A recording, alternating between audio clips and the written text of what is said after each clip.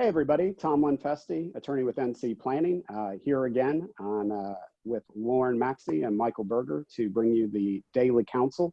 Again, just with everything going on right now, everything changing for individuals, some things coming down today for our local community otherwise, and for our business owners, some things happening late last night up in DC. Trying to keep current, provide resources as we kind of triage, schedule calls with clients, reaching out and helping others, and then kind of fielding any requests or questions you guys have to really help you through this. So today, we're going to kick off and start with Mike. Mike, I think you wanted to kind of start off with locally and in other communities, talking about shelter in place and how that's impacting business owners. Yeah, thanks, Tom.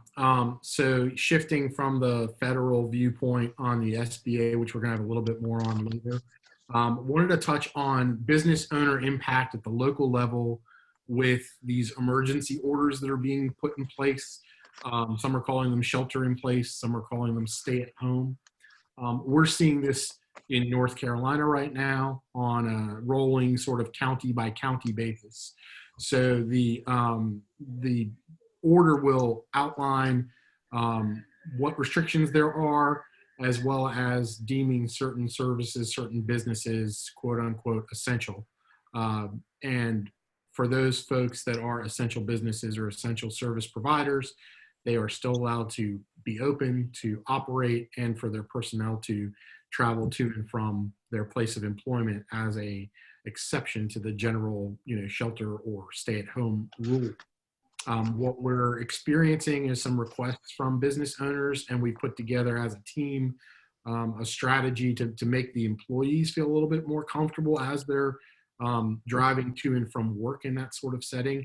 And it's just really an informational letter that you can put on your company letterhead, or we can offer as general counsel to put on our firm letterhead to say, to whoever's reading this, please understand that this person is traveling to this office at this location, maybe in this county, pursuant to the emergency order that's in place dated such and such.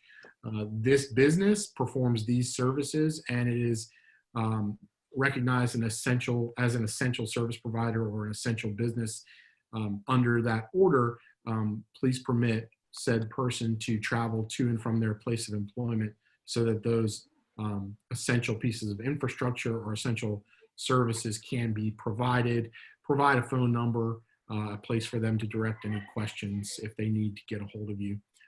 Hopefully these letters never have to be used, but if they do, good for the personnel on your team to keep in their glove box while they're traveling to and from the office.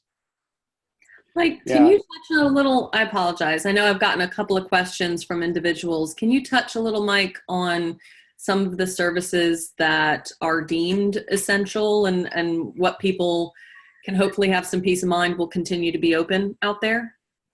Yeah, so the answer is you have to look at your specific order in the county in which you reside and in which your business resides to get clarity on that point. But generally speaking, I've seen them range, of course, from the healthcare industry, emergency first responders. Those folks are pretty much across the board going to be essential. We have seen some legal services be included as essential service providers.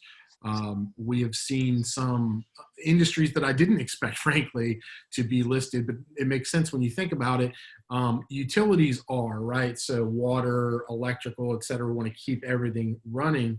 But then that's a broader spectrum. So folks that are in the supply chain for those industries may also and likely are also going to be essential part of infrastructure that needs to stay in place.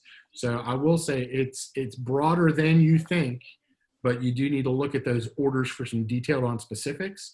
The team at NC Planning, we are here. We are ready to help in that vein. So if there are questions, give us a ring, shoot us an email. We can pull up the order pretty quickly. We can walk through it with you. We can give you some guidance and go from there.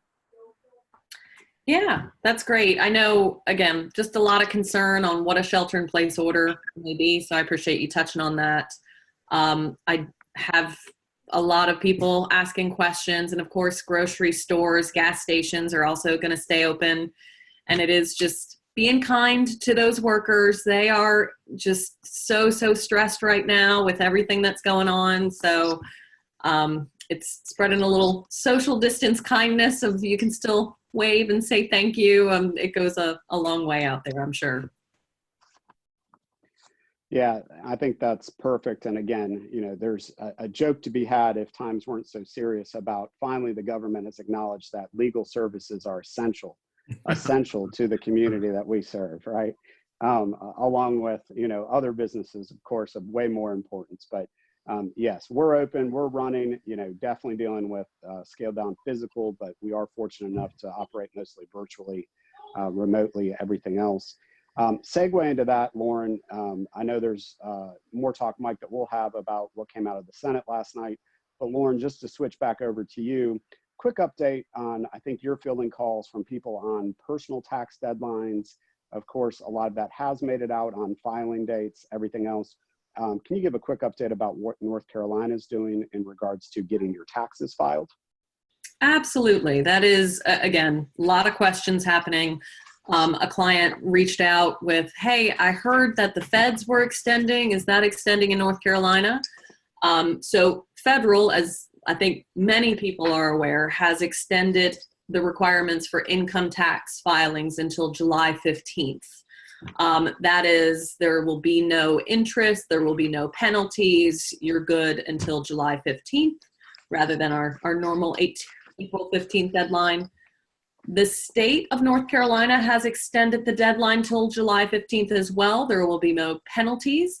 But the state of North Carolina has a little intricacy to be aware of. It shouldn't be a huge deal for most individuals, but interest will actually accrue from April 15th through to July 15th.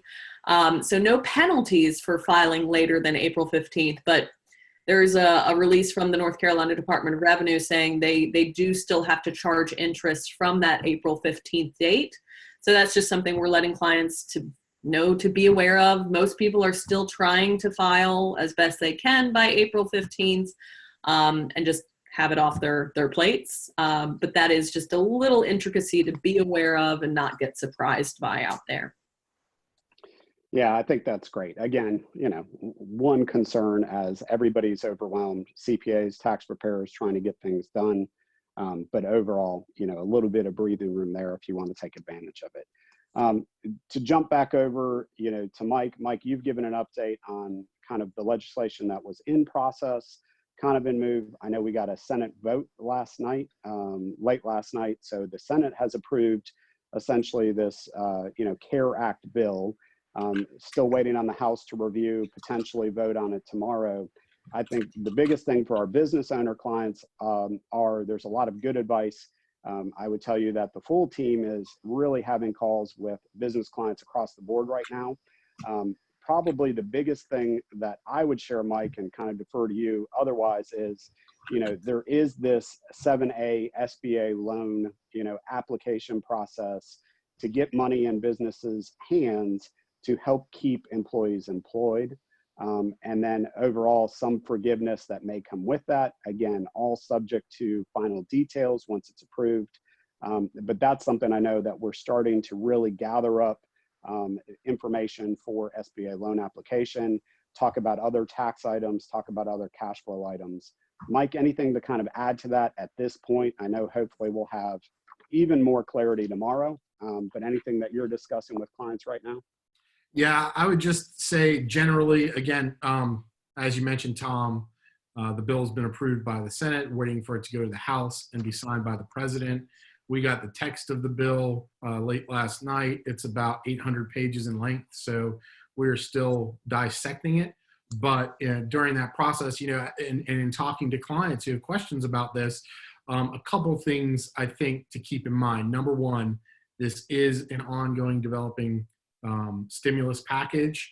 The SBA loan applications are not yet out, so we don't know exactly, once we get past the law part of it and we're actually in the logistics of it, what that's going to look like, if it's a quick hyperlink to click on and then quickly file. We do again know that these are going to be underwritten and approved at the local bank level.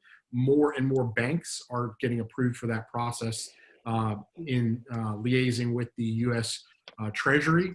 And it's supposed to be a streamlined process. One thing I do want to just kind of make folks aware of is that you're going to hear a lot about loan forgiveness with these loans, and there is a component of that within the bill.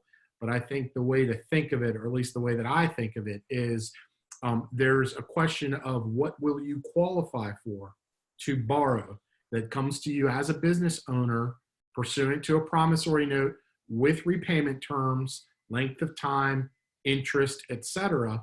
That is a loan, and that's what you're going to be eligible for based on probably an average of your annualized business expenses, and how those are defined, more clarity coming. But what are those average annualized business expenses? That's going to be the amount you qualify for, the loan you can take, the money you will have to deploy to keep your business afloat.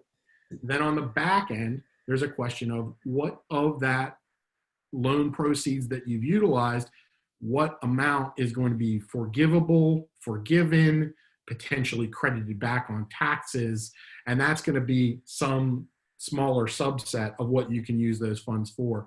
Number one being payroll for employees who are making less than $100,000 a year. And the limitation we think on that payroll is about 8 weeks of pay. So it's that kind of a setup. Step one, again, what are you eligible for? What can you apply for? What can you take and to deploy? And then step two, what you got to kind of worry about later is, okay, what's going to be forgiven? What do I not have to repay? I think that's a great explanation, Mike. And again, this SBA loan under the 7A program with potential loan forgiveness is one element, right, of it. There's payroll tax deferment. There's all these other things. Right now, I think the biggest thing in talking with business owners, it's really focusing in on cash flow, starting to get, the application information together. I know, again, Mike, the corporate team are working essentially with clients right now on packaging everything so that, if you're not first in line to the grocery store, you're going to be first in line with your SBA lender. If you don't have an SBA lender, to definitely work with, we can connect you with one, kind of go through those different elements. It may be the right solution for you. It may not. There may be other elements of this final law under the CARE Act that's passed, or other things that just work better for you. But give us a call. We're here to help. Again, no commitment. Just if we can point people in the right direction right now, that's about the best resource we can give. And so, again, hopefully these daily resources help you. With that, Mike and Lauren, I'll go ahead and close it out unless you guys have anything else to kind of add as parting wisdom. Perfect. All wisdom shared for today. And so from that aspect, we're going to jump back on phone calls and video conferences. If you have questions, give us a call, shoot us an email. And again, we'll be back tomorrow with an additional update. Thanks, everyone.